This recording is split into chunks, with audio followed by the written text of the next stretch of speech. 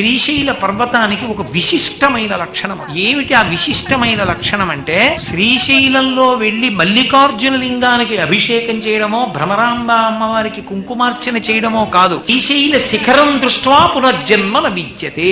శ్రీశైలంలో ఉన్నటువంటి శిఖరాన్ని చూస్తే చాలు. ఏ శిఖరం? దేవాలయ శిఖరం. దేవాలయ శిఖరాన్ని చూశాడనుకోండి, పునర్జన్మ లేదు. అయితే శిఖరం చూస్తే వచ్చేస్తుందా అండి మోక్షం అంటే?